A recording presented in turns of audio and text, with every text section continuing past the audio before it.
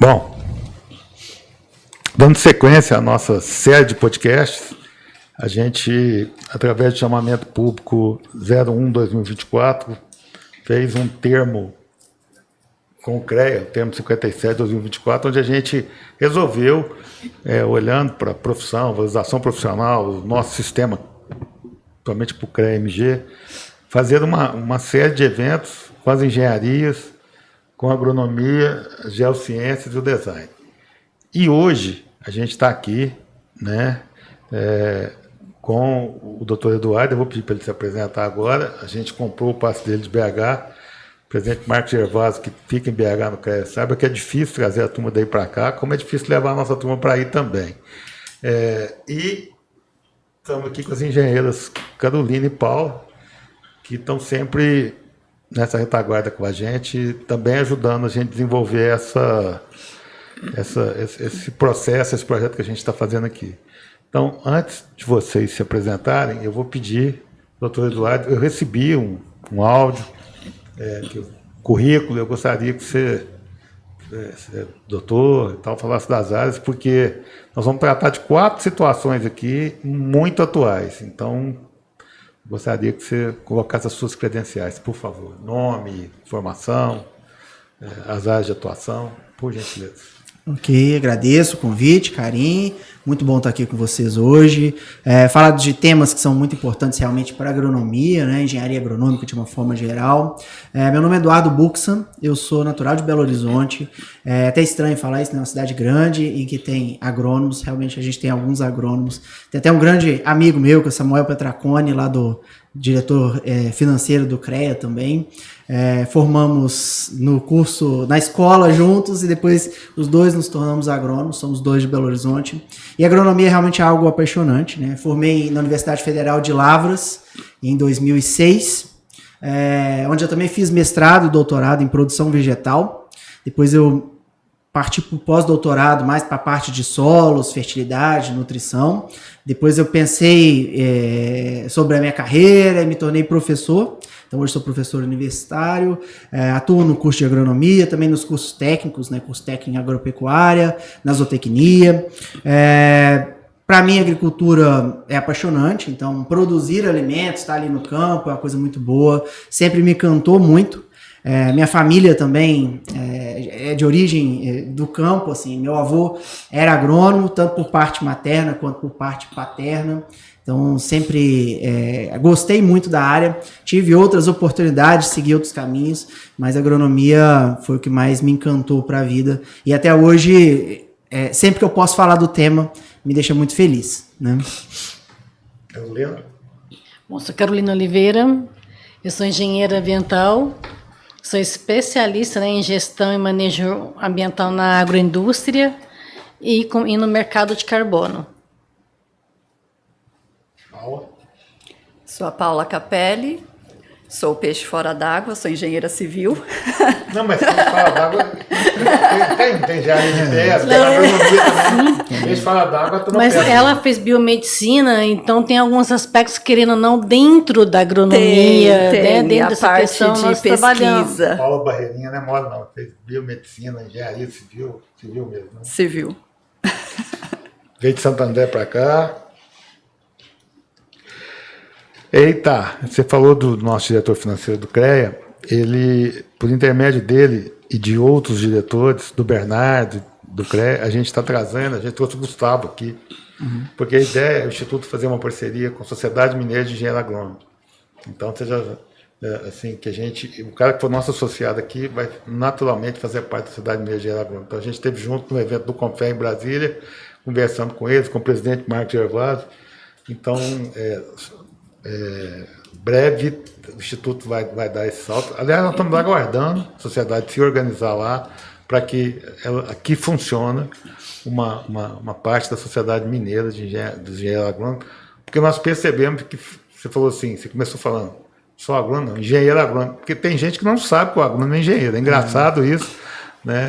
Ainda no século XXI a gente está vivendo isso.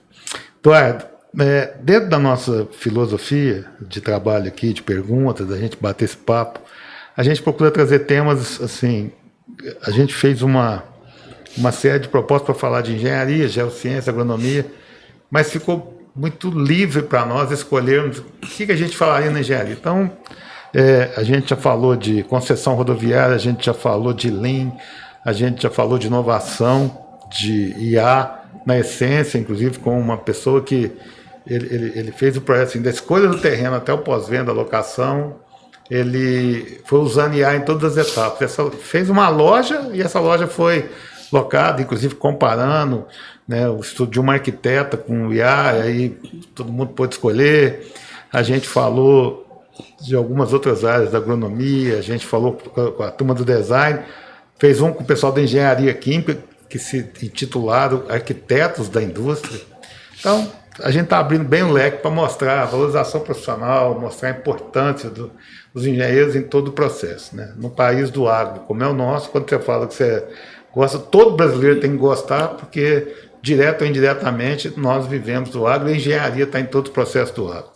Mas eu vi aqui, em uma das suas falas, no seu currículo, alguma coisa da área de mudança climática, que é um assunto que nos incomoda a todos, né? A turma do saneamento fala que, se for levar o pé da letra, você faz um estudo hoje, pega a última chuva, projeta. Aí você fala, não, para o projeto ir para a rua mesmo, vamos dobrar a chuva por 2, porque está muito rápido. Então, aqueles estudos, o que a gente fez com o pessoal de concessão foi a mesma coisa, né? Os manuais estão antigos, precisam atualizar, inclusive a preocupação, qual o impacto de uma chuva maior, excessiva. A gente está falando das tragédias que tem mundo afora. Como é que a mudança climática, não só, quer dizer, o que ela tem a ver com o agro e como ela impacta, porque fala assim, está desmatando, tem isso, tem aquilo, tem sempre, né? Mas como ela impacta o agro, né? E assim, o agro ajuda a segurar, porque eu já vi isso. Tem gente que fala que porque a produção, porque não sei isso, outro fala que não, o agro é a favor, tem práticas ambientais corretas. Como as mudanças climáticas impactam no agro e, ao mesmo tempo, como a mudança climática impacta na produção agrícola, que é talvez o que move o país, né? Produção, produtividade, PIB, e aí as contas vão acontecendo. Como isso acontece? Como isso se dá? Bom, a intervenção humana, né, no clima, ela acontece em todas as atividades que a gente desempenha. Na agricultura também, claro, né? Quando a gente fala em agricultura, parece algo simples, mas a gente está falando de um sistema que é o solo, planta, atmosfera, e tudo isso interagindo ao mesmo tempo, né? Então, o aquecimento, por exemplo, da temperatura ao longo do tempo, é claro que a gente não pode ser leviano em afirmar algo, mas assim, os estudos climáticos podem eventualmente identificar esse aquecimento ao longo do tempo. Isso afeta o desenvolvimento das plantas de várias maneiras. Por exemplo, em como elas vão florescer. Isso pensando apenas na planta. Em que temperatura esses frutos, essas flores, elas vão se desenvolver melhor ou não. Também pode influenciar diretamente aí em pragas, doenças. Então pode aumentar o número de pragas, podem surgir novas doenças. Então isso pode impactar de uma forma muito prejudicial. Mas eu acho que para a agricultura o mais importante é o ciclo da água, né? Então a gente espera sempre que a chuva ela aconteça de uma forma recorrente, contínua, e essa variação no ciclo da chuva, né, isso pode sim atrapalhar muito a produção agropecuária no Brasil, no mundo. Então, em várias regiões a gente tem registros aí de problemas com chuva. E no Brasil, principalmente, é a época chuvosa que a gente vai produzir mais grãos, né? E o grão, soja, milho, sorgo, eles impulsionam a economia do Brasil. Então, se a gente tem quebras nessa produção, principalmente aí pelo ciclo da chuva, isso vai impactar diretamente a vida de todos os brasileiros. Independente da pessoa gostar ou não de vai soja, ter custo aí envolvido, vai ter custo, entender isso, né? Vai ser um problema, né? Então, assim, o que é mais importante é a gente pensar em estratégias. Eu sempre falo para os meus alunos que a gente não consegue mudar o clima, mas a gente consegue estudar o clima, entender como ele pode funcionar, como ele pode influenciar a produção e se adaptar, né?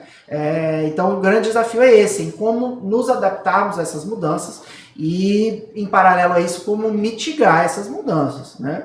A agricultura tem suas responsabilidades, claro, como qualquer outra atividade humana tem suas responsabilidades na mudança climática, nos efeitos aí que podem ocorrer no planeta, mas existem também boas soluções. Vocês já devem ter ouvido falar no Plano ABC, que é a agricultura de baixo carbono, tem investimento aí alto nisso, né? E como produzir de uma maneira mais eficiente. E ao longo do tempo a gente tem aprendido muito isso, né? Sistema de plantio direto, que até pouco tempo atrás era desconhecido, hoje é amplamente utilizado. Cobertura vegetal, integração lavoura-pecuária, que é uma tecnologia também recorrente. Então existem estratégias para que a gente possa impactar menos o clima. Então a agricultura tem essa possibilidade da gente se adaptar. Se a gente for pensar bem, lá em Israel, por exemplo, que é um clima super inóspito, é possível plantar. O que eles fazem? Eles usam adequadamente a água, eles têm tecnologia para isso. Irrigação, por exemplo, o gotejamento é algo que a gente trouxe para o Brasil, foi desenvolvido lá. Então a tecnologia está diretamente envolvida nessas mudanças climáticas. Antes a gente estava falando um pouquinho sobre genética também, né? Para plantas, a gente tem normalmente temperaturas ideais para florescimento, para frutificação.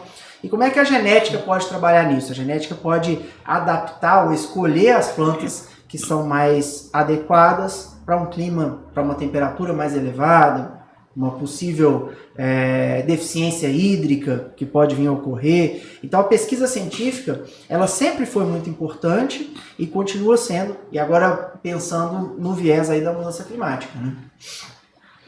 Tem até um caso, uma publicação da Embrapa, salvo me engano, na década de 2000, ou talvez um pouco antes, mas foi por aí. Salvo me engano, Eduardo Assad. Ele falava já que... Japonês igual eu. Essa da Embrapa. Se houver uma mudança climática, o próprio café do Cerrado pode desaparecer. Ele já falava, tanto que naquela época muitos produtores de café ficaram até contra ele por conta disso. Já há mais de 20 anos atrás. Então, isso é um fato relevante que, caso haja certas mudanças climáticas, pode ser que algumas culturas aqui no Cerrado podem ter tendência a desaparecer ou ter que ser alteradas. E outra questão, o Brasil é um país que pouco se utiliza da água. Tem água em abundância, porém não utiliza irrigação. Isso é muito questionado nos grandes centros de irrigação, como no Vietnã, no próprio Iraque, né? O Brasil é questionado por isso. Mas isso é cultural ou é por questão financeira, custo? Como é que isso, por exemplo, a gente usa ou não? Por exemplo, a discussão que tiver lá. Pela nova lei de saneamento, tem que ter 2 fontes que abastecem a cidade. Aí nós temos o Rio Claro, que faz tal, tem o Rio Beraba, aí se fala em trazer água do Rio Grande, que eu, inclusive, sou amplamente favorável, até para liberar, porque tem pivô de irrigação, a discussão é quem que tem preferência. Então, a minha pergunta para os dois, principalmente você que está falando do café, começando com você, depois o doutor Eduardo complementa, vou chamá-lo de Eduardo, para... Né, é cultural, né? Tipo assim, a gente tem extensão de terra demais, e aí a gente não se adaptou a... Porque Israel tem uma planta no deserto, não tem muita alternativa, né? Ou vai para produtividade, para qualidade, para tecnologia, né? Ou não acontece. Fizemos um colega chinês falando sobre drones agrícolas e 95%, e olha que a China só tem 10% de área agricultável, apesar de que tem várias situações diversas, mas as propriedades são pequenas, né? E aí o drone é o mais adequado, então não adianta levar o avião, a menos que seja coletivo, é uma cidade, uma região inteira. Mas o problema nosso é cultural, porque em várias coisas que a gente tratou nos últimos podcasts que a gente fez aqui, do Lean, de segurança do trabalho, fala-se muito cultural. Cultura organizacional em relação à cultura do brasileiro. Em todas, né? As áreas, né? A cultura acaba... Nós temos uma situação... Agora, porque, gente, a gente fala em irrigação, sou o mais velho da mesa, né? Já aproveito para agradecer o Instituto, que está me propiciando a oportunidade de comandar esses podcasts e essa condição de facilitar, de perguntar, é igual a condição de sala de aula. A gente mais aprende ouvindo e perguntando, ensinando do que é cultural ou é financeiro. Porque o mineiro tem que ver o outro fazer para ele fazer. Cultural. Primeiro, que quando você vai fazer o projeto de irrigação, vai buscar a irrigação, todos pensam que não, está gastando água, está usando água, e está faltando água para abastecimento. Então, sempre tem essa questão, né? Vai usar uma água que poderia ser direcionada para o consumo humano. Então, já vem essa própria questão cultural. Mas, ao mesmo tempo, pela própria política das águas, são os usos múltiplos. É apenas você trabalhar a questão do gerenciamento dos seus usos, fazer uma melhor gestão dos usos da água. Todos podem estar utilizando a água com vários tipos de uso. É mais uma questão mesmo de gestão. Mas aí a gente não entra num paradoxo, porque a população necessita da água, mas necessita também do alimento.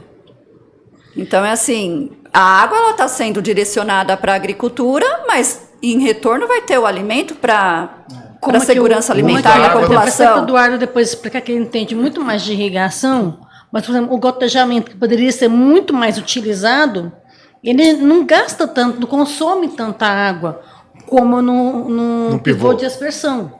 Então, a questão é o planejamento do uso dessa água na irrigação, a gestão dessa água para consumo humano. É o desconhecimento mesmo. Isso, que muitas vezes não é falta de água, é falta de gestão.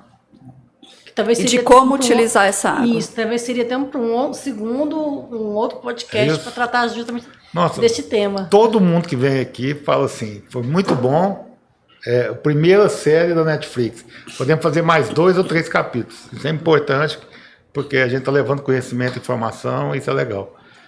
Quando a gente fala em irrigação, na verdade, né, as pessoas têm medo, vai usar água, mas a irrigação é o seguinte, você precisa adequar o sistema... E hoje preservar a água também, essa coisa ambiental. Você vai adequar o seu sistema à sua produção. Então a pessoa já pensa, nós vamos irrigar a soja, vamos irrigar o milho. Não é bem assim, se a pessoa tem lá 10 mil, 100 mil hectares de soja plantados, ninguém vai irrigar isso, né? Vai plantar com a água da chuva. Mas a irrigação, sim, ela é fundamental em alguns sistemas específicos, produção de sementes, às vezes produção de frutas, hortaliças, e cada região, cada produtor, cada sistema, eu gosto sempre de falar essa palavra, vai se adequar ali àquele tipo de irrigação, né? Então, até a própria palavra irrigação, o que as pessoas pensam normalmente, nós vamos molhar a planta. Não é isso. A irrigação ela é calculada. Então eu calculo uma lâmina de irrigação. Por exemplo, eu preciso que essa cultura, a gente receba ali 3 milímetros de lâmina de irrigação. O que quer dizer isso? 3 litros por metro quadrado. Se eu tenho um sistema de irrigação, vamos falar do pivô aqui, que a gente começou a falar sobre ele, né? E ao invés de 3 milímetros eu estou aplicando 4 milímetros, quer dizer, eu estou colocando 1 litro a mais por metro quadrado. Então quando eu falo em irrigação, antes de tudo eu estou pensando em fazer as contas. Em quanto que eu vou usar desse recurso natural? Irrigar, então, tem a questão cultural, que eu acho que é importantíssima, e tem também o conhecimento técnico que precisa ser aplicado, né? Tem produtores, às vezes, que tem o pivô e não tem o conhecimento técnico. Então, aplicar esse conhecimento técnico é uma forma da gente usar o recurso com inteligência. Da mesma maneira que a gente vai usar o solo com inteligência, né? Há anos atrás a gente pensava na agricultura devastadora. Hoje não, hoje o agricultor é a pessoa que mais preserva tanto o solo quanto a água. A gente evoluiu muito em conservação de solo e água, a gente evoluiu muito nos métodos de irrigação, na preservação ambiental. Então, o equilíbrio entre a produção e a preservação dos recursos, ela é a chave para o futuro. Com certeza. Irrigação é uma dessas tecnologias, é uma dessas chaves para que a gente possa conviver com o que vem pela frente, seja mudança na temperatura, no ciclo de chuvas, seja no aumento da população, ou na diminuição da população, aumento de doenças. Então, a gente usar o recurso com inteligência, tecnologia. Produzir mais com qualidade. Qualidade. A Carolina... Peraí, só para a gente não partir para outro assunto. Não, eu ia falar com ele, não pode falar. Então, quando a gente fala de irrigação, já seria uma alternativa do agro para as mudanças climáticas. Também. Porque hoje a gente já sabe que já teve, né, a gente já vem passando por alteração climática, né, já há um certo tempo. A gente já não tem as 4 estações do ano bem definidas, a gente tem praticamente as 4 estações do ano num dia só. Com exceção de Uberaba, que o Uberaba é época de chuva e época de seca, né? Mas assim, Então, essa irrigação que hoje ela se torna cada vez mais necessária já é uma alternativa para as alterações climáticas que vem acontecendo. Sim, tecnologia.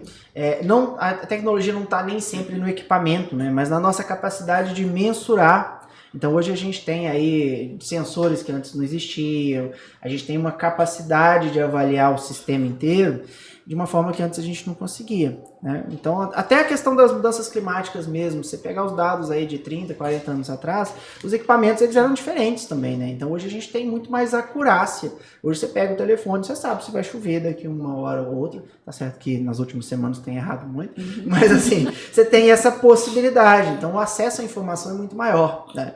E eu acho que isso que o agricultor precisa estar muito ciente. Existe a tecnologia e existe a técnica para que você use a tecnologia com eficiência. Não adianta você ter um pivô, não adianta você ter um sistema de fertirrigação se você não tiver o conhecimento técnico sobre aquilo ali. Então, a agronomia hoje, eu vejo o profissional agrônomo muito voltado para a técnica, para a tecnologia, para o conhecimento, para a análise de dados, que é algo que há 20 anos atrás a gente quase não fazia. Hoje os dados eles estão muito disponíveis, mas pouco organizados. Dados climáticos são exemplos disso. Como a gente vai usar esses dados em bem ali da comunidade, da população, para que a gente tenha uma produção, eu diria até mais estável, sustentável. Tem uma frase que eu gosto muito que fala que a distância entre a paz e a barbárie são 2 pratos de comida. Então, como engenheiros agrônomos, a nossa obrigação é fornecer alimento para a população.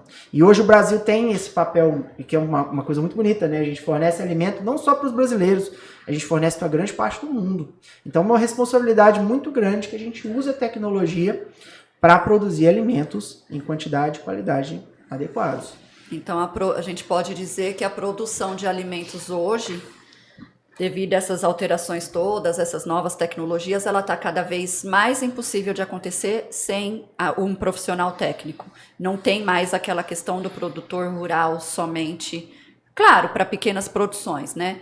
Mas para grandes produções faz-se necessário cada vez mais profissionais agrônomos para... Mesmo para as pequenas é necessário, é preciso. O conhecimento, né? O conhecimento, ele é muito difundido, principalmente pelos agrônomos, né? Aí no campo, claro, existem outros profissionais envolvidos, mas assim, o próprio produtor, qual é o conhecimento técnico que ele tem, como é que ele chegou nesse conhecimento, né? Hoje a gente tem muita informação, mas como essa informação vai ser utilizada? Por isso eu enxergo o engenheiro agrônomo nesse papel de difusor da tecnologia também, de entender que essa tecnologia ela deve ser bem empregada. A gente falou muito de irrigação, mas tem uma outra tecnologia que é recente, né? Transgênicos, por exemplo. E o produtor, às vezes, ele não entende o que é. Como é que o agrônomo vai lá e faz isso acontecer no campo? Uma coisa é o que tem no laboratório, outra coisa é o que está acontecendo no campo. E o agrônomo talvez seja uma das poucas profissões em que a gente trabalha dos dois lados, né? Você trabalha no desenvolvimento da tecnologia, na aplicação, e se a aplicação for mal feita, se essa tecnologia não chegar como ela tem que chegar, a gente vai ter uma catástrofe que é a redução da produção, né? Então hoje o Brasil produz muito, porque lá atrás vários dos nossos engenheiros agrônomos eles criaram tecnologia para o Brasil. A gente estava falando sobre isso também, né? Não adianta você pegar uma tecnologia lá dos Estados Unidos e trazer para o Brasil, você precisa adaptar a nossa condição. E isso foi feito lá na década de 60, 70, né? O finado ministro Alisson Paulinelli, ele se empenhou muito. Vi palestra dele no CREA falando muito disso, que eles trouxeram tecnologia, trouxeram planta, tal. O papel fundamental da Embrapa nesse boa adaptação para o campo, né? Então a gente acaba tendo até coisa muito melhor. A Paula falou das 4 estações, então aquilo que às vezes era feito para o frio americano era para o verão brasileiro e assim. Mas eu queria voltar um pouco. A Carolina falou de gestão e você passou por ela, e aí que eu comecei a falar da parte cultural, eu queria explorar isso um pouco mais. Do jeito que a gente está tratando aqui, e para mim é muito claro, cabe engenheiro ainda, nós temos uma quantidade de engenheiro em qualquer área, por metro quadrado, por habitante, por qualquer critério, menor que países desenvolvidos ou caminhando para desenvolvimento. Então, acho que o agrônomo, se a cada 5 pratos de comidas que o mundo produz hoje, um é produzido aqui, mercado não vai faltar. estivemos no 24º Loft 9 ATM e ouvimos algumas palestras, ficou muito claro lá as tecnologias sendo usadas. Mas eu queria voltar na gestão, na mudança geracional. Tem a história do avô que ensinou para o pai ensinou para o filho, mas esse filho foi estudar, está lá na escola, ele vai voltar para o campo. Então, as segundas gerações ou terceiras gerações e os engenheiros agrônomos que nós estamos produzindo hoje nas escolas estão sendo levados ao conhecimento necessário para que eles apliquem essas novas tecnologias e ajudem efetivamente a esse planejamento, a nortear esses dados, a usar de forma estatística, de forma científica, para que a gente perceba uma melhora na gestão, porque ao planejar vai ter gestão, você vai ter processos, né, e efetivamente você vai usar de forma mais técnica recursos, vai evitar desperdício, que seja de insumo, de água, de mão de obra, de energia, de todos as nossas gerações de produtores atuais e os nossos profissionais da agronomia, da engenharia agronômica, os que já estão no mercado, estão sendo reciclados, e os que estão saindo, os currículos, as escolas já estão produzindo esse profissional para atender a esse novo mercado ou essa nova necessidade de mercado, muito bem apontado por vocês?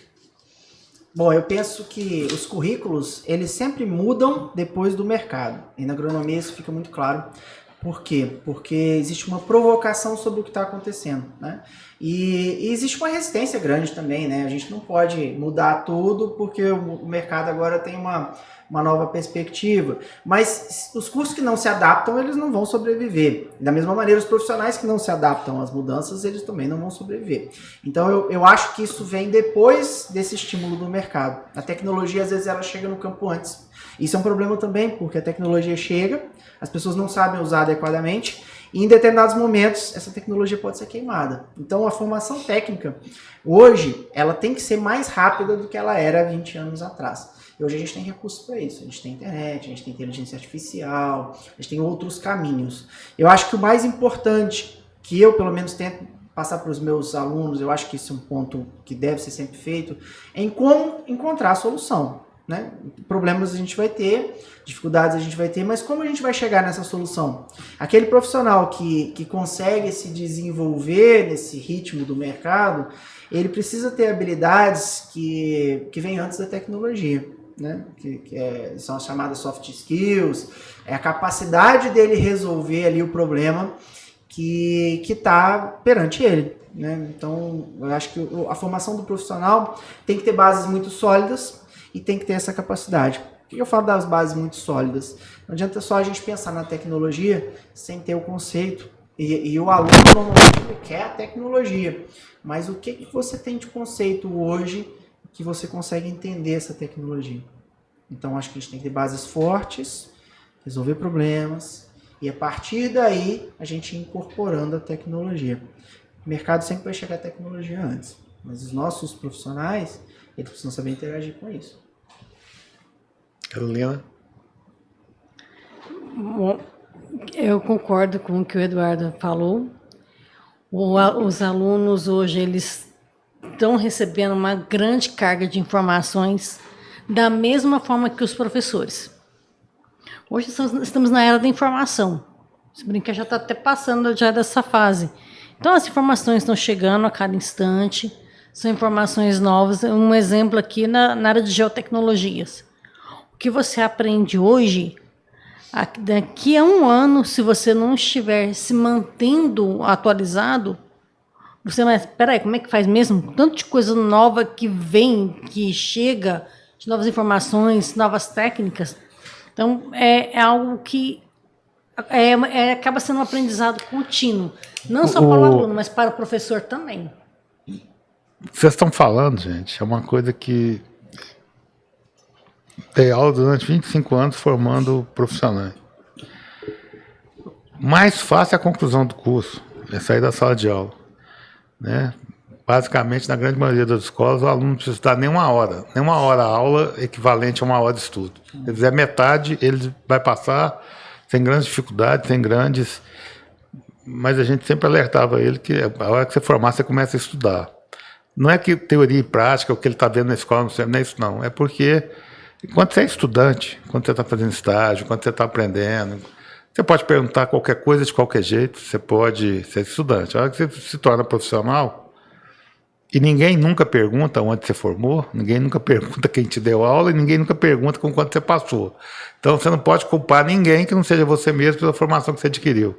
E antes eu falava para ele assim, para 2 anos, vai trabalhar, depois você faz a pós, o mestrado, porque senão o aluno vem muito, somente o que é novo, né? O que vem, meus alunos a partir dos 24, 25 anos, quando eles chegavam na escola, eles chegavam mais prontos do que a meninada que vem de uma vez. Eu falo para os mais novos, respira para você ir para a escola, não preocupar com prova, com nota, nem com chamada, mas com conhecimento. O que vocês estão falando é que esse tempo de recorrência está cada vez menor. Ele tem que estar lá na graduação, já preocupado com o que está acontecendo na rua, antenado com o que está acontecendo. Antes a gente tinha um livro, um bom resumo, uma enciclopédia. Hoje tem informação para todo lado, mas se não souber o que faz com ela, a gente não vai chegar a lugar nenhum e o cara vai ficar perdido. Então, cabe a esse profissional de mercado, quem já está no mercado, o CREA trata até 5 anos de formado como recém-formado. Então, quem está recém-formado, quem está se graduando e quem já está há mais tempo, tem que buscar informação qualificada, fazer treinamento, não parar no tempo e espaço, porque vocês também, de tudo que vocês estão falando, há mercado para engenheiro agrônomo. O dia que eu conversei com o pessoal da engenharia química, há mercado para engenharia química, quem formar será absorvido, e eles ainda falaram negócio de água, né? Antigamente, cada 3 litros de água você faz um de chope, hoje é 2,7, que eles já estão produzindo mais, preservando insumos. Então, está todo mundo tentando melhorar e há espaço para isso. Eu acho que eu posso entender de tudo que vocês falaram aqui até agora, as mudanças climáticas vão impactar, já estão impactando, né, podendo gerar custos, inflação, e o alimento chegar mais caro na mesa das pessoas, e aí adiar não vai ter ninguém ganhando com isso. E, efetivamente, se a gente não gerir, se não for para dentro da estrutura produtiva, com noções de gestão, a coisa não vai acontecer.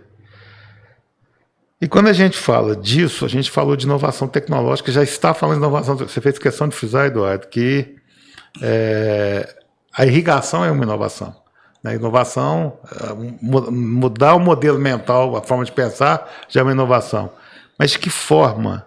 A Carolina usou o termo agrotecnologias. Como a inovação tecnológica, a IA, os diversos processos, os sistemas, estão impactando os processos produtivos. Já chegou, assim, além do drone, que a gente fala muito da figura do drone, eu não sei porque a gente andou gravando com ele, mas não é só drone, tem uma série de inovações, você mesmo já ampliou o conceito, saindo que também é só tecnologia. Mas hoje tem sistemas, aplicativos, mapeamentos que o cara vai até te formar a hora melhor de você plantar. Só falta falar, planta isso ali que vai acontecer. Isso já chegou, está chegando, tem espaço para chegar, o profissional tem que preocupar com isso, o produtor tem que ficar atento a isso. Como isso está acontecendo? A tecnologia, ela sempre chegou, né? Agora a gente está com a digitalização, acho que nos últimos 10 anos, né? Que era o grande desafio do campo, né? Digitalizar o campo. Mas algumas empresas cresceram muito focadas apenas ali na digitalização, em trazer isso para o produtor, e hoje isso é uma realidade, né? Hoje você tem mapas de fertilidade, você tem mapas de doenças, uma precisão muito grande. Eu usaria uma palavra para definir isso, que é eficiência. Quando a gente consegue aumentar a eficiência, aí o produto se torna mais economicamente viável, a gente começa a ter uma disciplina na produção, a gente começa a utilizar menos defensivo. Então, todas as tecnologias que estão surgindo, sejam elas digitais ou não, elas aumentam a eficiência da produção. Então, acho que esse é o grande ponto, né? E a gente tende a pensar muito naquelas tecnologias que a gente vê, né? A gente vê o drone, por exemplo, é algo que chama atenção, né? Você olha para o drone e fala, nossa, isso é tecnologia. Mas fertilizantes também foram tecnologias importantíssimas que surgiram lá depois da Segunda Guerra Mundial. Hoje a gente tem fertilizantes de liberação lenta, que era um problema que ninguém nem enxergava, né? E aumentamos a eficiência de nitrogênio, por exemplo, no solo. E eu acho que a gente tem muito mais a crescer agora com a inteligência artificial, principalmente porque a gente vai conseguir mapear melhor a produção. Então, isso que você está falando de plante agora, isso vai aumentar ainda mais com a inteligência artificial. Algo que eu chamo a atenção sempre também, talvez não seja digitalização, micro-organismo. Hoje a agricultura está muito voltada para a produção com micro-organismos.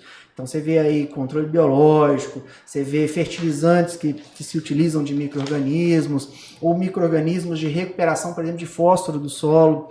É algo que um leigo talvez não enxergue, mas é algo que pode nos render muitos bons, vamos usar o trocadilho aqui, muitos bons frutos, né? Porque economia de fertilizante, por exemplo, ou resistência a doenças a partir de micro-organismos. Então isso, para mim, tem um potencial muito grande, esse conhecimento sobre micro-organismos e como esses micro-organismos vão atuar no solo. Muitos deles, solo e planta, claro, muitos desses micro-organismos nem foram identificados ainda. Existem milhares de micro-organismos que estão nas florestas aí e que a gente nem sabe como é que eles funcionam, quem são eles. E a inteligência artificial pode servir para isso, né? Então, rastrear aí, por exemplo, proteínas que sejam eficientes na agricultura, no controle de pragas, no equilíbrio dos sistemas. Então, existem muitas tecnologias que não são claramente visíveis para a pessoa que é leiga, mas que para a produção agrícola pode impactar absurdamente, né? Se for pensar, por exemplo, no potássio, a maior parte do potássio que a gente consome no Brasil é importado. E se essa importação, por acaso, vai encerrar? Onde que a gente vai tirar a fonte? A guerra com a Ucrânia deixou isso claro, né? Deixou isso claro. A gente trabalhou, o Uberaba vem trabalhando para ter uma planta de fertilizantes nova, falando em gasoduto, e se falava muito em energia, né? Então a ideia era ter uma termoelétrica pensando no potencial energético e de um insumo que ajuda a baratear. E de repente veio a guerra da Ucrânia, muito claramente, né, a pauta, porque grandes ideólogos brasileiros, pensadores, já falavam nisso, que se o nosso negócio é agro, nós não podemos, para ter o agro, ser dependente de um insumo que alguém lá de fora fala, não, agora eu não vou te entregar. E aí? E como é que nós saímos desse embora? Aumentando, melhorando aqui?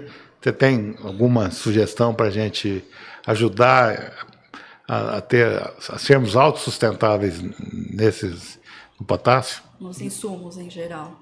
Então, essa é a solução que vale bilhões, literalmente. Essa é a bala de prata? Essa é a pergunta do bilhão? Exatamente. Mas, assim, eficiência é sempre a palavra, né? O que a gente faz hoje com uma certa quantidade de fertilizante, no futuro a gente vai fazer com muito menos. Eu entendo isso. A ação de micro-organismos, como eu disse, vai ser fundamental no futuro. Novas fontes. Então, hoje a gente trabalha basicamente com cloreto de potássio, pensando aí no potássio, né? Mas outras fontes podem ser utilizadas, tecnologias aí para a produção de fertilizantes, para aumentar a eficiência. Então, eu enxergo que no futuro muito próximo a gente vai ser cada vez menos dependente desses recursos para produzir, né? E isso vai ser cada vez mais fundamental, porque a gente vai ter uma pressão ambiental, vai ter uma pressão muito maior sobre a produção e a agricultura precisa evoluir. Continuar evoluindo. Quando a gente falava lá atrás da Revolução Verde, a gente já comentou sobre isso também, né? Um pouco antes do ministro Alisson Paulinelli morrer, ele falou muito sobre a questão ambiental. Falou, se a gente não evoluir na questão ambiental, a gente não vai evoluir na agricultura. Então, acho que esse equilíbrio, usar bem os recursos e focando sempre na eficiência é o caminho, tá? Para diminuir essa dependência de insumo, principalmente. Eu queria que a gente falou da Revolução Verde, mas a gente falou no bastidor.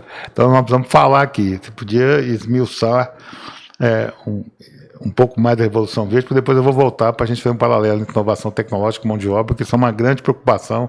Se uma atrapalha a outra, se a outra ajuda, se a falta de mão de obra, se é que há falta, como é que nós vamos tratar disso? Mas dá uma esmiuçada nessa nova Revolução Verde, que envolve aí qualidade, quantidade e preservação ambiental. A primeira Revolução Verde, né, que foi a revolução de insumos ali, né, depois da Segunda Guerra Mundial, em que a gente começou a usar fertilizantes, que a gente começou a produzir de uma forma muito mais expressiva, não só no Brasil, mas no mundo também, maquinário, fertilizantes, irrigação. Isso fez com que o mundo se tornasse um lugar mais pacífico também, porque a gente tinha mais comida. Mas essa produção hoje, ela já não é a mesma coisa. Então, quando a gente fala em produção de grãos, por exemplo, né? Cada vez mais o produtor é dependente de defensivo, é dependente dos próprios fertilizantes, e ao mesmo tempo em que ele tenta produzir mais e com mais qualidade para que ele consiga se manter economicamente viável, para que ele consiga se manter na produção, existe uma pressão ambiental para isso. E essa pressão ambiental, ela é justificada, né? Hoje a gente não pensa mais em desmatamento para produzir. Isso é algo inaceitável, né? Mas era algo comum há anos atrás. Tinha um professor meu muito famoso, uma pessoa excepcional, Alfredo Chaide Lopes, e tem uma frase dele que ele fala assim, que se a gente recuperasse áreas degradadas de pastagem no Brasil, apenas com o uso do calcário, que é uma tecnologia muito barata, a gente não precisaria derrubar mais nenhum pé de árvore, e o Brasil ia produzir absurdamente mais para o mundo inteiro. Então pensa. Mas vamos chegar nisso. A gente vai chegar nisso.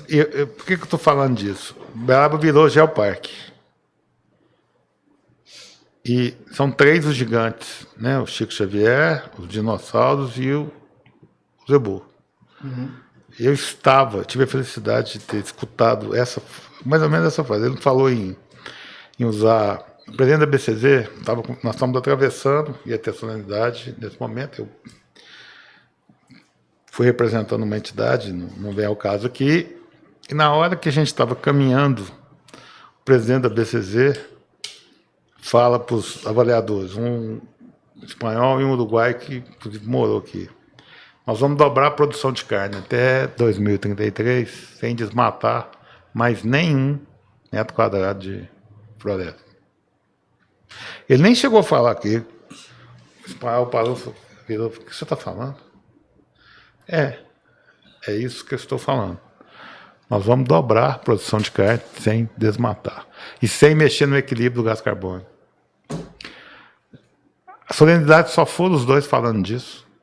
E para mim foi ali, porque eles declararam que Uberaba foi a única cidade que o relatório não fazia jus ao potencial da cidade. Todo mundo faz um relatório para mandar para lá, chamado dourar o pavão, né? O cara fala, e às vezes não é, e que Uberaba tinha capacidade. Mas para mim, essa frase.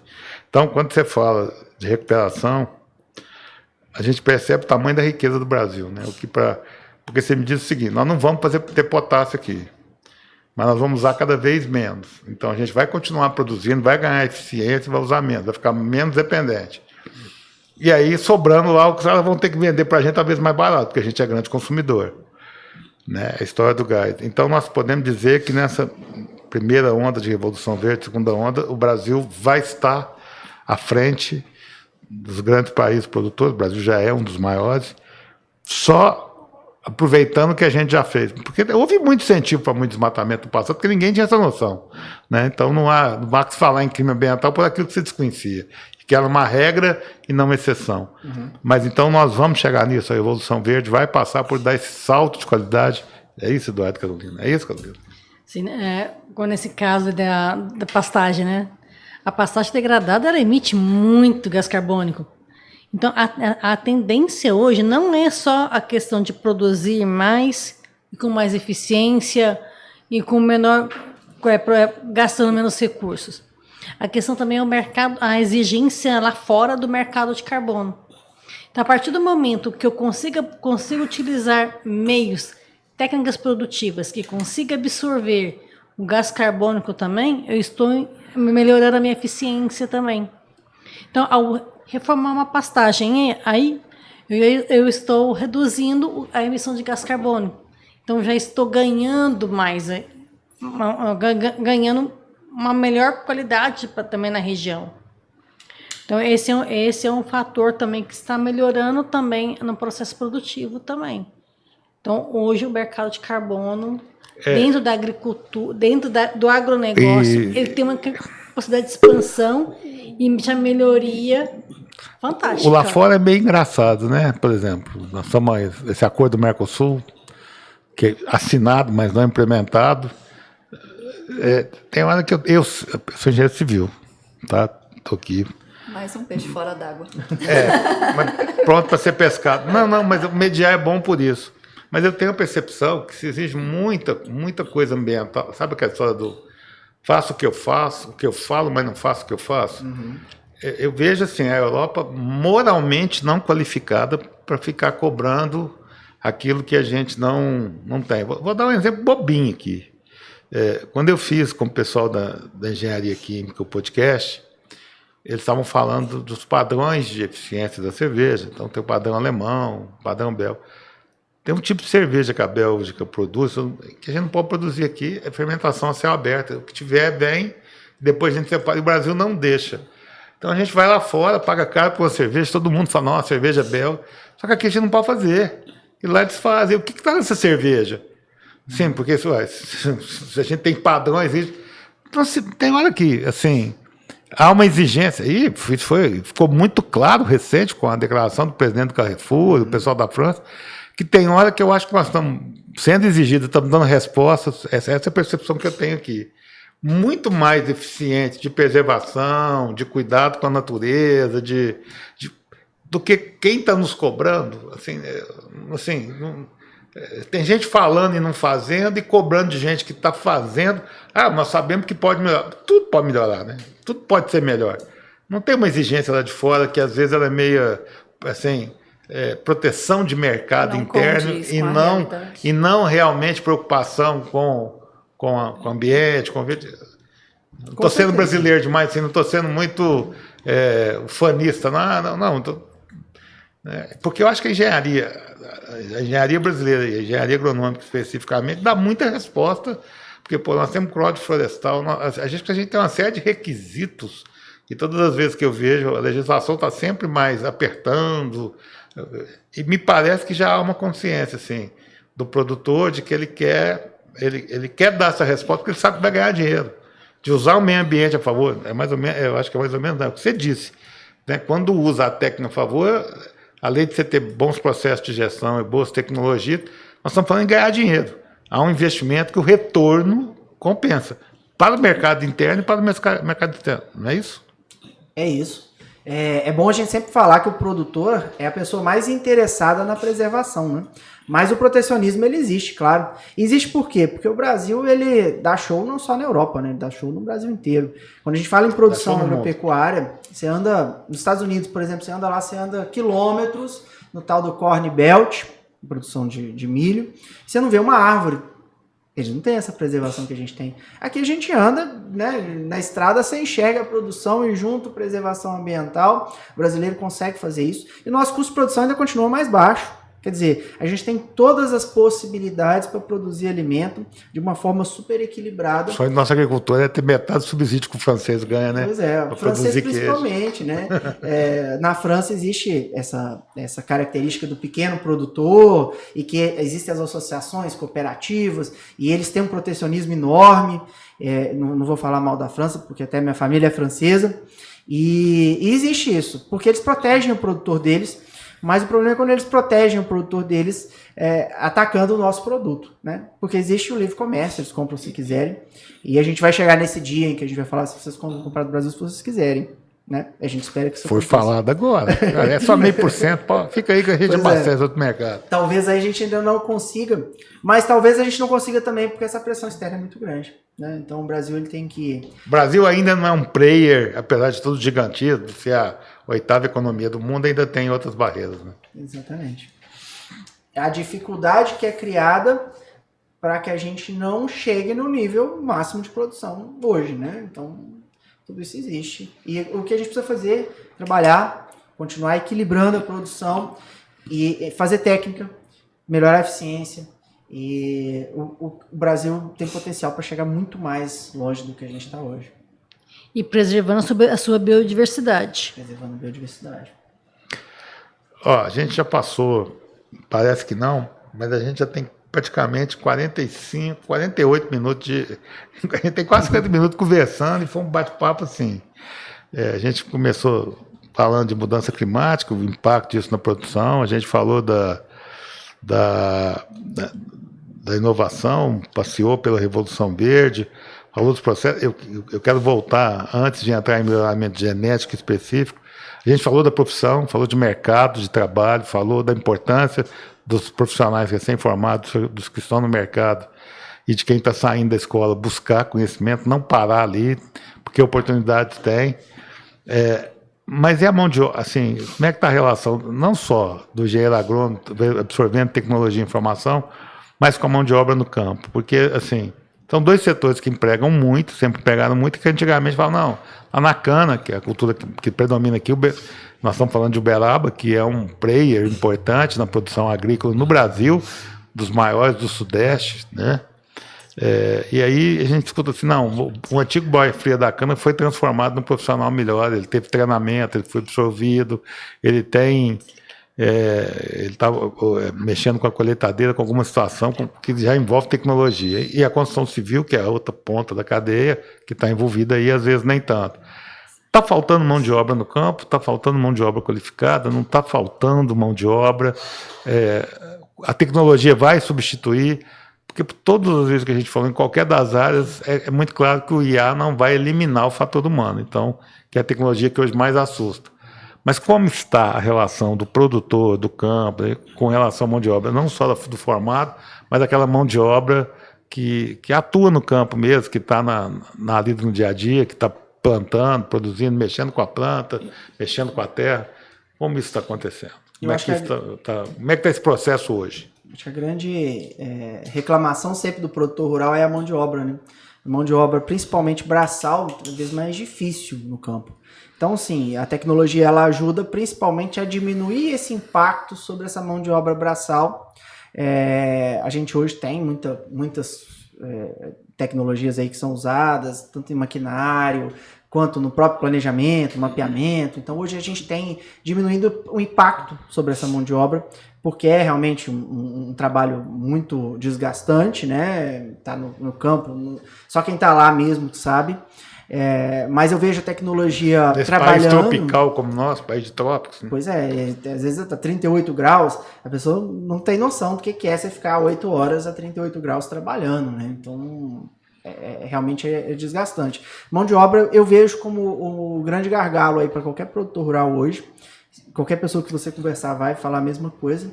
E a tecnologia ela vem para auxiliar, né? Então hoje com a inteligência artificial a expectativa é que a gente possa usar a inteligência com mais eficiência, né? Então talvez esses mesmos trabalhadores eles sejam qualificados para atuar de uma maneira diferente, né? Enxergo que a inteligência artificial ela vai impactar diretamente a produção, automatização principalmente, né?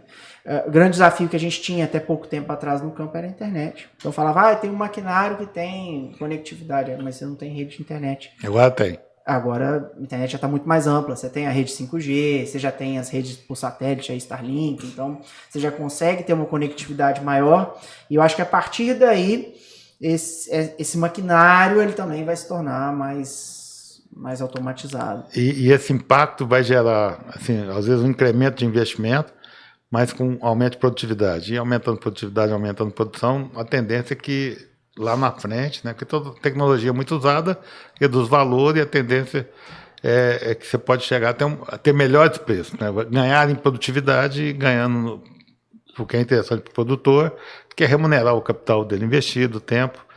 E hoje há políticas públicas que permitem ao produtor ter acesso à tecnologia, acesso a capital, investimento, porque a gente fala em financiamento de safra, às vezes não é só financiamento de safra, porque a gente fala muito disso também, comparando com engenharia civil. Você sempre tem financiamento para a empresa construir Minha Casa Minha Vida, mas às vezes falta financiamento para a empresa melhorar seu processo, melhorar a sua estrutura, e no campo, que a gente sabe que tem e grandes somas de financiamento para a safra. Mas tem financiamento para essas melhorias, para o acesso, tem recurso com ajudas condizentes, porque num país, né, com taxa de Selic a 12,25, um pouco mais... Nós estamos preparados para isso? Tem o Banco do Brasil, tem vários tipos de financiamento, desde o Pronaf, para aquisição de equipamentos, e isso público, né? Tem os bancos privados também, como o Bradesco, que é um dos grandes financiadores hoje do agro também.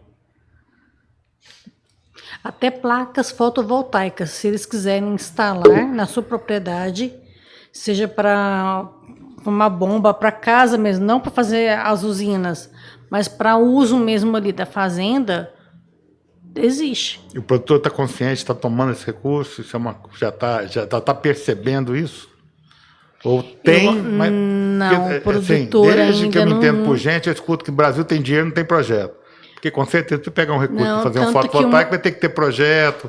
Nós vamos esbarrar de novo na coisa cultural. Tanto que uma das grandes que eu ouço, né, de engenheiro agrônomo conversando, eu quero maiores informações, eu quero buscar mais técnicas, melhores formas de fazer o crédito rural. Então, eles sentem essa necessidade de se qualificar, de saber melhor como buscar e de que forma buscar esse recurso. E o crédito rural ele tem se tornado, assim, às vezes mais acessível, né? Hoje tem muitas cooperativas de crédito que são bancos, né? Então, cresceu absurdamente, né? Como Cicobi, né? Só um paralelo. Tem prefeituras também trabalhando com esse incentivo. É até uma pergunta que eu iria direcionar para você, Eduardo. É possível a gente plantar qualquer coisa em qualquer lugar do Brasil? É como Maná? Não, eu vou falar porque a Carol ela utilizou, né, essa questão de cooperativas. Vou citar um exemplo pessoal meu, né, familiar. O meu pai não é engenheiro agrônomo, ele saiu daqui de Uberaba, da construção civil, foi para o Mato Grosso. E lá ele se aventurou à produção rural de frutíferas, que normalmente é do Nordeste, uva, manga, goiaba, e ele se aventurou nessa área e ele conseguiu fazer, através de estudos, claro, ele teve, né, a técnica por trás dele, de alteração daquele solo, porque Mato Grosso é a terra da soja, né? E ele conseguiu ali fazer essa produção, uma produção assim, não tão pequena, mas também não a ponto de... Mas foi junto com uma parceria com a prefeitura. Então, criaram uma cooperativa, a prefeitura deu esse incentivo, com a mão de... treinou, né, esses produtores rurais, capacitou a mão de obra e ali criou essa cooperativa. E esses produtos produzidos lá eram repassados para a própria prefeitura, eram utilizados em merendas escolares, muitos deles, alguns tipos de fruta ele conseguiu até mandar para exportação. Então, é possível plantar qualquer coisa em qualquer solo do Brasil? Tecnicamente, sim, né? Pero Vaz de Caminha já falou isso lá na carta que ele escreveu, né? A questão toda é adaptar esse tipo de cultivo a determinada região. Isso pode demorar tempo, pode ser que a gente não tenha cultivares adaptados, mas hoje em Uberaba, por exemplo, existe uma vinícola. Eu ia te perguntar isso agora. As pessoas não pensavam, né? É possível com tecnologia, com trabalho, assim, é preciso tempo, preciso conhecimento técnico. No caso do seu pai, por exemplo, foi exatamente isso. Né? No próprio Vale do Rio São Francisco também tem umas grandes produtoras de vinho também, né? Manga. Vocês avaliam que essa alternativa, né, essa parceria que foi feita lá com a prefeitura dessa cidade do Mato Grosso, seria uma alternativa também? Uma das alternativas para se manter uma segurança alimentar no Brasil? Com certeza. Tem o plano da alimentação para escolas, né, que é muito importante, principalmente para os pequenos produtores.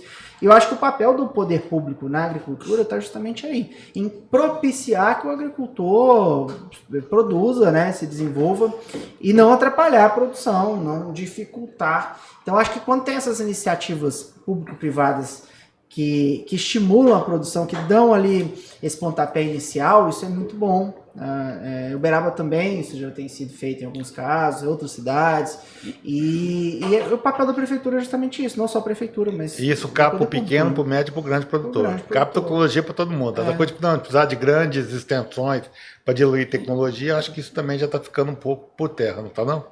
Assim, a Embrapa fez isso, né? A Embrapa era federal e na figura lá do Alisson Polinelli fez com que a tecnologia fosse aplicada. E hoje a gente é grande produtor de grãos, muito por causa da Embrapa. Mas a Embrapa também está envolvida com frutas, com hortaliças. Então essa tecnologia ela vem sendo aplicada e em grande parte em parceria com o poder público, né?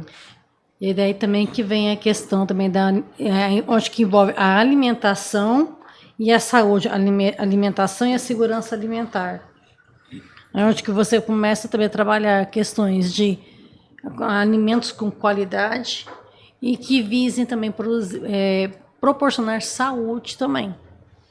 Bom, o saneamento, gente, já é um fator. O número pode ser muito grande, que R$1 aplicado no saneamento reduz R$4 de aplicação na saúde.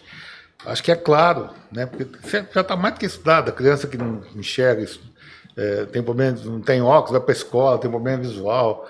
O menino que não é bem alimentado, como é que ele vai aprender? Então, investimento em alimentação vai não só melhorar a saúde, como efetivamente reduzir as demandas por saúde na outra ponta da cadeia. Então, se metade do orçamento do Brasil, né, porque a cada R$4 arrecadados, um é diretamente envolvido com a saúde, a gente teria mais recursos para aplicar em outras áreas e reduziria os problemas que a gente tem com a área de saúde. Então, acho que se as políticas públicas forem bem encaminhadas, se entender o papel de cada agente na sua devida atuação e essa busca de tecnologia, difundir tecnologia e formar as pessoas, né? Assim, e as pessoas aprendem. Eu comentei dos engenheiros químicos da indústria cervejeira. Não tem tantos anos que ela está aqui, mas ele já percebe veio de fora, acabou de chegar, está vindo para ficar de uma outra unidade, uma pessoa daqui contratada, em pouco tempo. Beraba não tinha a cultura, refrigerante não é cerveja, mas já melhorou. Quer dizer, pouco tempo, poucos convênios, estudos feitos, você vai treinando a população, ela aprende rápido. Então, se a gente investir em educação fundamental em qualquer tempo, o poder público entender seu papel, se a gente pudesse, para quem está nos vendo e ouvindo, vendo e ouvindo, de novo, a engenharia cabe em todo lugar, a engenharia agronômica dá um show, é uma referência nacional, assim como mundial, assim como todas as outras áreas. O Brasil tem profissionais, o profissional precisa estar melhorando, tá antenado, buscando as informações. E está claro que quando o poder público ajuda com políticas públicas de qualidade, a gente vai alimentar melhor o nosso povo, melhorar a saúde do povo e reduzir custos desnecessários com saúde, né? Porque ver uma pessoa morrer por falta de alimento, independente de onde ela está, é um negócio que não é possível, né? A riqueza concentrada na mão de tão poucos e gente morrendo porque falta um prato de comida com vitamina, com saúde. Nós estamos caminhando para o nosso final. Acho que a gente não falou ainda muito da parte genética, que a Paula estava rezando para falar disso. Não, Posso falar só um pouquinho dessa questão da comida? Uhum. Porque tem um outro grande problema que a gente não enxerga, que é assim, quando a comida aumenta muito de preço, a população passa a consumir alimentos que não são alimentos, né? Que são ricos em açúcares, em gorduras. Isso faz mal porque essa população ela vai se tornar mais obesa, ela vai ter outros problemas como diabetes, hipertensão. Então, o alimento de verdade, ele tem que ser acessível para a população. Você está falando de bolacha e macarrão, né? Bolacha e macarrão. E não é só no Brasil, não. Não falando só disso também, não. É de modo geral. Mas de carboidratos, de uma forma geral, e gordura trans, né? Então, aquele alimento ultraprocessado, ele não é exatamente o que a agricultura faz, né? Então, a nossa obrigação é manter os preços baixos. A agricultura não faz bolachinha recheada. O alimento de verdade... Carne que não é carne. Não, carne que não é carne. Fundamental. Isso tem acontecido em outros países. Há pouco tempo eu estava no Chile e eu percebi os jovens consumindo só bolacha e Coca-Cola e refrigerante, né? Por quê? Porque o preço de frutas, por exemplo, estava muito caro. Então eles estão parando de consumir isso lá. E isso é um risco que a gente corre aqui também. Então o alimento ele tem que ser barato para a população estar saudável. Então o alimento, assim, na primeira infância, ter realmente os cardápios ricos, feitos por nutricionistas, tendo produtos do campo, usando os agricultores, tomando cuidado, fazendo o menino na escola ter boas refeições. A gente está pensando num jovem que vai sair melhor para tudo. A Carolina falou claramente disso, de alimentação e saúde, porque a gente vai criar um ser humano mais saudável e não tão dependente de depois estar no sistema de saúde remediando, né? Porque é barato, tem certos alimentos que são baratos, infelizmente, porque são ricos em tudo, menos em coisas que são boas, nutrientes e tal. É isso. Bom, é isso, gente. Quem está nos ouvindo está. Mas agora vamos falar do melhoramento genético, aonde, de novo, falando de engenharia, aonde isso vai impactar mais ainda no agro, no campo e na nossa vida. Eduardo. O melhoramento genético é uma inovação tecnológica, né? Também. Melhoramento genético parece que é algo muito novo, mas há muitos anos o homem já faz melhoramento genético, selecionando plantas que são mais adequadas ali para o seu cultivo, né? Exemplo aí, brócolis, couve-flor, repolho, pouca gente sabe que é a mesma planta, que foi selecionada em regiões diferentes, e por isso elas têm características diferentes. Então o homem sempre fez melhoramento genético. Há pouco tempo atrás a gente começou a falar sobre engenharia genética, né? Sobre os transgênicos, e isso aí talvez seja mais visível para a população, que é a transgenia, a transferência de genes de um animal, um micro-organismo, para uma planta. E por que isso surgiu na agricultura? A ideia de se fazer transgenia era justamente adaptar melhor aquela lavoura a uma condição ambiental. Por exemplo, resistência a lagartas, uma determinada doença. Então a transgenia ela começou a ser muito difundida, tá? E hoje a gente tem um segundo desafio, que é a questão climática. A transgenia não é um vilão. A transgenia nem sempre é um vilão, né? Eu acho que quando surgiu as pessoas tinham muito medo, falavam assim, o transgênico vai acabar com o mundo. E não acabou com o mundo, é uma tecnologia, como toda tecnologia tem que ser bem utilizada, né? Então a gente precisa entender quais são os benefícios e os riscos de cada ponto aí da transgenia, né? Mas o melhoramento genético tradicional ele não acabou. Então os melhoristas eles continuam trabalhando para as plantas terem mais resistência à doença, absorverem melhor os nutrientes, serem mais nutritivos, que é algo que a gente falou aqui. E agora, principalmente, há fatores climáticos, né? Também a produtividade. Normalmente a primeira coisa que a gente pensa é produtividade. É a última coisa que é trabalhada no melhoramento genético é produtividade. Antes disso, a gente precisou adaptar essas plantas para combater pragas e doenças de uma forma eficiente, né? Então, o transgênico, ele teve um melhoramento genético naquele produto, mas em contrapartida você utilizou menos agrotóxico, é um produto, digamos, por um lado, mais saudável? A gente não consegue definir quanto... E a transgenia dela mesmo, né? Na verdade, você vai cruzando, modificando a partir dela mesmo. Não tem... Pelo menos é o que eu entendo. Não tem tanto elemento artificial nessa situação. Não, o conceito de transgenia é pegar um gene de um ser, por exemplo, um micro-organismo, e colocar dentro de uma planta.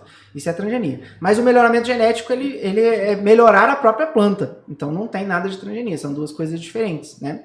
E essas duas ferramentas, elas vêm sendo usadas na agricultura para que a gente possa produzir mais e melhor. Então, o que a gente precisa avaliar? A condição ambiental de uma determinada lavoura e o objetivo daquele melhoramento. O melhoramento genético, então, seria um dos fatores que permitiria produzir qualquer coisa em qualquer solo do Brasil. Qualquer coisa em qualquer solo, sim. Com tecnologia, com melhoramento, a gente consegue, sim, produzir mais e melhor em qualquer lugar do Brasil.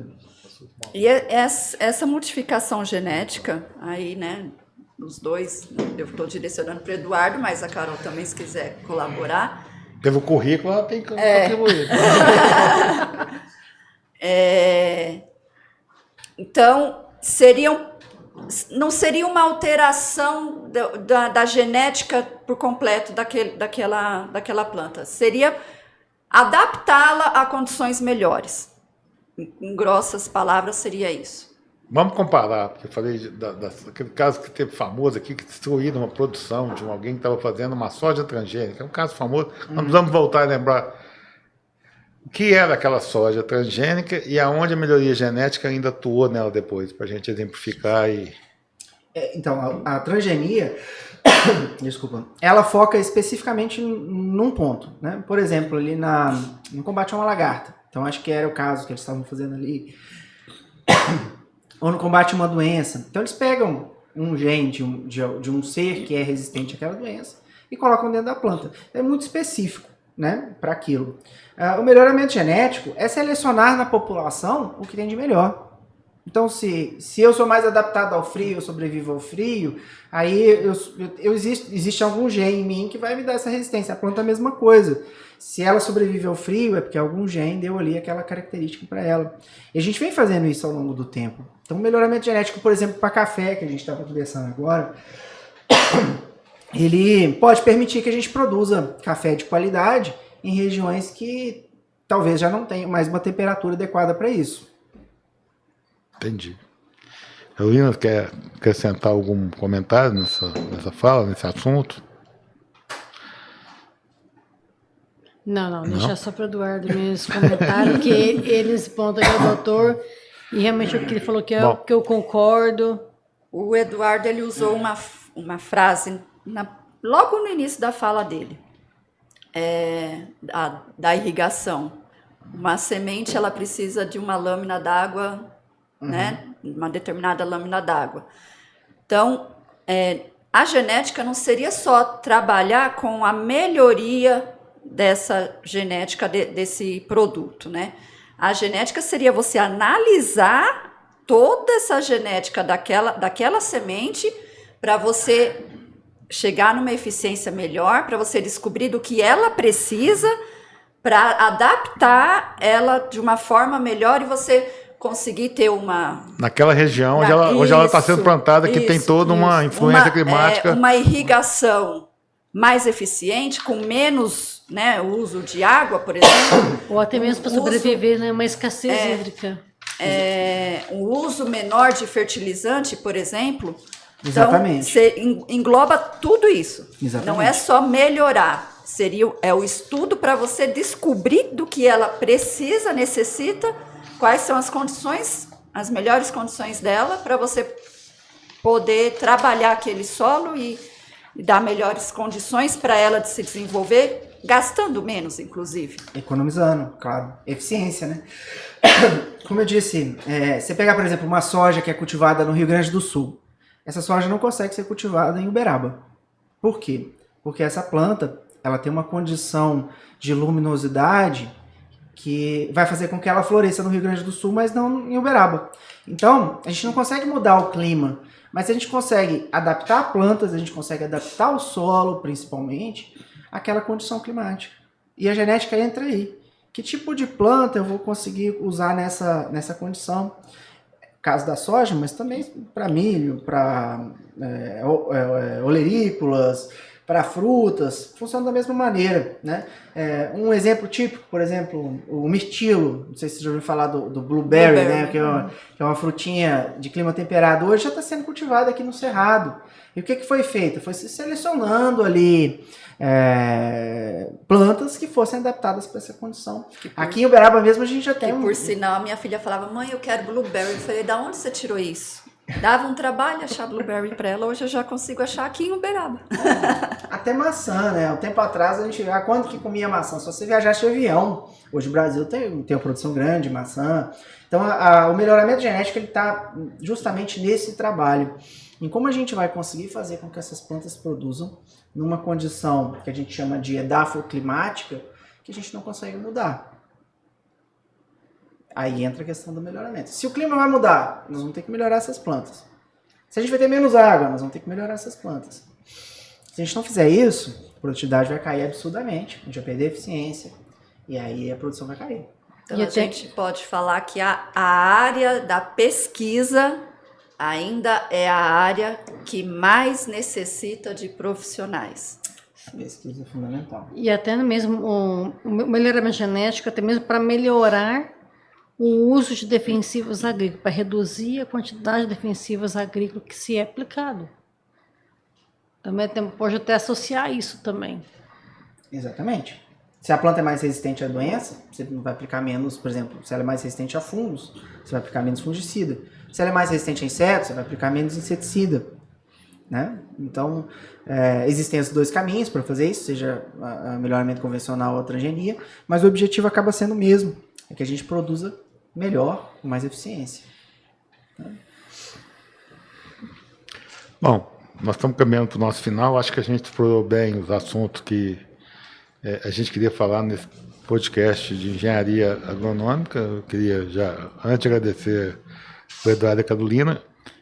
Queria saber se você tem, Paula, mais alguma pergunta a fazer para os dois? Ou se você acha que nós exploramos bem os assuntos? O que está faltando? Não, eu estava esperando chegar a parte da genética, né? Porque o meu pezinho na biomedicina puxa para esse lado, a área da pesquisa, a área de... Porque tudo que envolve organismo vivo envolve genética. E por incrível que pareça, era a área da biomedicina que eu gostava. Né? Desenvolvimento de vacinas, estudo de genética. Então, é assim, por isso que eu queria que chegasse nessa parte. Então, se você encerrasse sem falar, eu ia puxar. Então, tá tudo tranquilo? Tá, agora Mas tá. eu sempre, antes de encerrar, gosto de perguntar, porque por mais que a gente esgote os assuntos, alguma coisa fica. Assim, eu estou perguntando para os dois. Tudo que a gente precisava falar nesse pod de agronomia, onde a gente falou de assuntos muito relevantes para a produção agrícola, passando por mudança climática, passando por melhoramento genético, passando por revolução verde. Acho que a gente conseguiu inovação tecnológica, mudanças. Mas faltou, Eduardo, alguma coisa que eu poderia ter te perguntado que eu não te perguntei. Esse foi o primeiro de uma série que vão ser mais de um, como Tem muito me assunto fala pra aqui. falar, hein? Tá tudo. Tem muita coisa que precisa ser dita, né, sobre o agro, principalmente. Eu acho que as pessoas têm muita dúvida, principalmente em relação a defensivos, os agrotóxicos, né? A gente tem uma lei que chama Lei de Agrotóxicos, inclusive. Eu acho que essa é uma grande questão, e que as pessoas precisam saber que o produtor, ele nem sempre é vilão, né? O produtor não está ali para envenenar as pessoas, ele está ali muito pelo contrário, para nutrir as pessoas. E muitas vezes acontece de ter resíduos, e o que a gente precisa para cada vez diminuir esses resíduos? Tecnologia, conhecimento, ter profissionais no campo trabalhando para instruir esses produtores, e o próprio produtor se conscientizar disso, né? Muitas vezes a gente pensa, vou comprar aqui um alface do pequenininho, porque ele não usa defensivo. Às vezes ele usa mais. Por quê? Porque ele não tem conhecimento. Então, o conhecimento é o que vai nos libertar como sociedade, mas também é o que faz a gente evoluir na produção, é o que faz a gente ficar cada vez melhor. Os desafios estão aí e a gente precisa tecnificar, a gente precisa trazer conhecimento, e estou aberto sempre para novas oportunidades e a gente poder conversar sobre isso. Quer dizer que a engenharia agronômica, como toda engenharia, ainda tem muito a contribuir em prol das melhorias no campo. E aí, Carolina, o que faltou perguntar, que nós não perguntamos, o que você queria ter falado? Porque não, acho que tem mais para outras séries, né? Para uma sequência aí. Então tem que esperar o quer soltar outro edital. Como um voltado para a gestão de águas, né? A gestão de recursos hídricos, até mesmo o valor do recurso hídrico hoje. Nós conversamos e nós não conversamos aqui sobre a cultura regenerativa, né? O cultivo regenerativo, que é algo Dá tempo interessante. De conversar, ué. Não, mas no próximo momento. É mais um podcast. É mais um podcast. Até mesmo cultura regenerativa versus o cultivo orgânico. E também, quem sabe, não fazer uma série aí também, um podcast só de fato ou mito. Dentro da agricultura, dentro do agronegócio, o que tem, o que o povo fala, né? Para desmistificar aí várias questões. Exatamente. Hoje eu perguntei para uma pessoa, conversando fora daqui, sobre um assunto. Ele falou, isso é mito puro. E aí, eu lembrei que no dia que eu fiz o podcast com o pessoal da engenharia química, eu perguntei se a água... porque a cerveja... Não, o cara falou, precisa ter água. O resto é com a gente, com cervejeiro. Não me pergunta mais do que isso, que eu não posso avançar. Há muita coisa de mito, né? O Carolina falou. Já vi discussões, tem um Paulinelli aqui também, e ele de vez em quando entra nessa discussão. O gado gera efeito estufa. É o grande vilão do efeito estufa. Tem isso mesmo? Sim. O gado não é muito a minha área, mas é o seguinte, gado que a gente produz no Brasil, ele é produzido em campo, né? Não é confinamento. O grande problema que eu vejo na produção animal é a produção de metano né? Mas isso acontece muito em gado confinado. Então, isso é uma grande preocupação lá na Europa, nos Estados Unidos, que eles têm aqueles confinamentos, né? Aqui a gente cria gado no pasto que não vai produzir metano da mesma maneira. Por que isso pegou no Brasil? Porque os primeiros estudos que a gente tinha com a emissão de gases na agropecuária, aparecia sempre o metano na produção animal. E aí parece que isso colou no Brasil. O Brasil tem muito gado, então deve ter muita produção de metano também. E não é bem assim, a nossa produção é muito diferente da deles, né? Então podemos deixar o gás, os gases de efeito estufa para o próximo. Fora o que a Carol citou, né? As políticas de carbono, né? Então acaba entrando que compensa, né? Então, essa é uma área que eu acho que nós temos muito para explorar. Eu tive uma experiência, fui na China atrás de uma indústria cimenteira que ia ser feita com.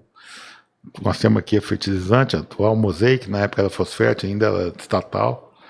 E a ideia era aproveitar a sobra do gesso, a nossa rocha fosfática. Nós fomos nos Estados Unidos e na China atrás de entender tecnologia e buscar porque ia ser produzido sem gerar gases, carbono, e a gente ia ganhar crédito com isso. Então, uma autoridade dos Estados Unidos em fertilizantes, por que a gente não faz aqui? Porque o nosso é radioativo. Por que vocês podem fazer lá? Porque vocês não é. Você só tem que cuidar um pouquinho de impureza e um pouquinho de... que é fácil, né? O agro já faz isso quando ele armazena, ele cuida de temperatura e cuida de água. Então a gente tinha que cuidar. Na época envolveria 3 gigantes. Petrobras, Vale e um player das empresas privadas para fazer a parceria. Aí o velhinho só falou isso. O maior problema de vocês é quando tem 3 gigantes querendo um negócio para trabalhar junto, tem tanto conflito de interesse que talvez vocês não consigam, não é pela rocha fosfática, é enquadrar essa turma. Aí nós fomos na China atrás de dinheiro. Na maior fabricante de cimento da Ásia, que até então não tinha vindo para cá, ainda não veio, mas tem plano para vir, porque eles exploravam todo aquele mercado, e o mercado africano, ou seja, não precisava de vir aqui. Aí o cara falou de novo, aí foi muito engraçado, a gente falou de gestão, ele falou, porque, assim, são 2 palavras mágicas, são 3 coisas mágicas no exterior. Petrobras, Vale, Agro. Você abre qualquer porta. Já foi aquela fase de samba, futebol, mulata, acho que essa fase nós essas 3 portas, essas 3 palavras, essas 3 áreas do conhecimento abrem porta. Aí falou comigo,